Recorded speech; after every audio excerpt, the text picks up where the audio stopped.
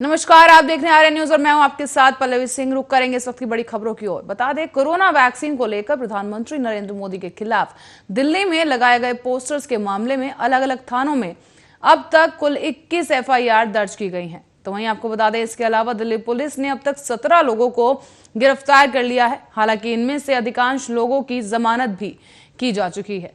दरअसल देर रात दिल्ली पुलिस को जानकारी मिली थी कि राष्ट्रीय राजधानी के अलग अलग इलाकों में पोस्टर लगाए हुए हैं जिन पर लिखा था, मोदी जी आपने हमारे बच्चों की वैक्सीन विदेश क्यों भेज दिया।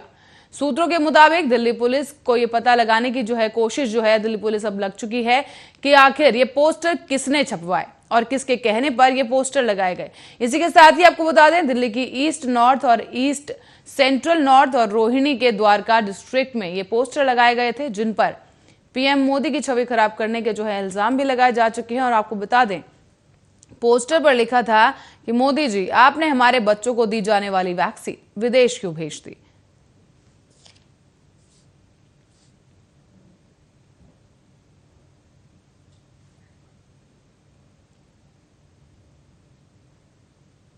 रुक करते अगली खबर की ओर, जहां उत्तर प्रदेश में टमाटर की बिक्री नहीं होने से मुरादाबाद में टमाटर खेतों में ही पड़े पड़े सड़ रहे हैं।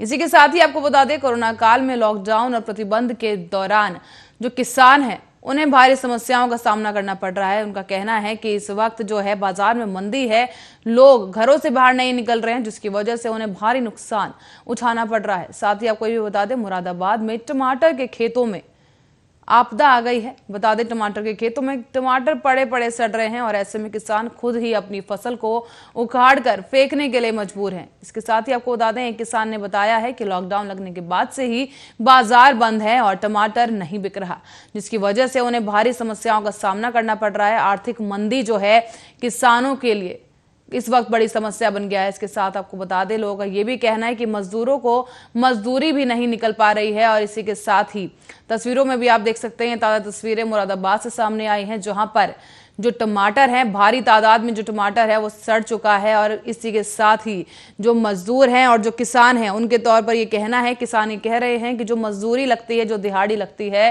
खेती और फसल के लिए, वो मजदूरी भी नहीं निकल पा रही है। और इसी के साथ ही जो किसान है अपने टमाटर की जो फसल है खुद उखाड़ने के लिए मजबूर हो गए हैं। उनका कहना है कि लॉकडाउन की वजह से और कड़े प्रतिबंध की वजह से ना तो लोग घर से बाहर निकल रहे हैं और ना ही मंडियां लग पा रही हैं, जिसकी वजह से भारी मात्रा में टमाटर की फसल खराब हो गई है, टमाटर सड़ रहे हैं और जिसकी वजह से किसान खुद ही फसल को खेतों से उखाड़ कर बाहर फेंक रहे हैं। तस्वीरों में आप देख सकते हैं किस तरीके से जो टमाटर है वो सड़ चुका है और फसल बर्बाद हो चुकी है। तस्वीरों में जो किसान हैं, आपको बता दें, आर्थिक समस्या से जूझ रहे हैं। किसानों का कहना है कि टमाटर की बिक्री ना होने की वजह से टमाटर सड़ गए हैं, जिसकी वजह से हमें मजबूरन अपनी खेती को अपने हाथों से नष्ट करना पड़ रहा है। इसके साथ ही आर्थिक समस्या भी उन पर टूट पड़ी है और किसानों का कहना है कि मंदी की हालत देखते हुए मजदूरी भी नहीं निकल पा रही है और इसी के साथ ही उनका गुजारा भत्ता करना भी इस वक्त बहुत मुश्किल हो गया है।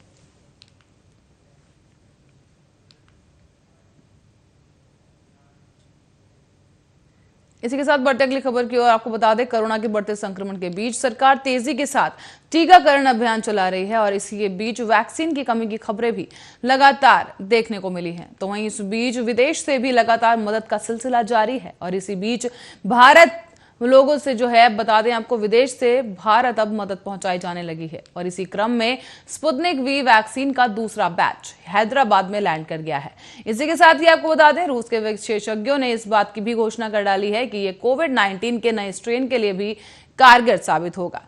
साथ ही आपको बता दें कि खुद भारत में रूस के राजदूत निकोल कुशाचेव ने इस बात की घोषणा की है, इस बात की जानकारी दी है। आपको बता दें कि लगातार जिस तरीके से टीकाकरण अभियान देश भर में चलाया जा रहा है, ऐसे में वैक्सीन उत्पादन एक बहुत बड़ी समस्या बन चुका है।